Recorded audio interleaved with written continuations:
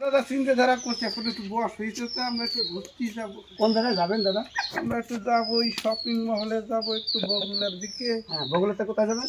বগুলারটা টেনে উঠে একটু শিয়ালদার দিকে যাবো। এই লোকটা আপনার কি হয়? এই লোকটা আমার এখন সহধর্মী। সহধর্মিনী। তাহলে আপনার বয়স আর এর বয়স তো রাত দিন পার্থক্য থাকা। ওরে সর্বনাশ করছে আমাকে, দুইশো টাকার অমিল কিছু নাই। তাহলে আপনাদের ছেলে মেয়ে কজন দাদা? আর কোয়েন না, ছেলে মেয়ের অভাব নাই এই দুনিয়ায় একদম।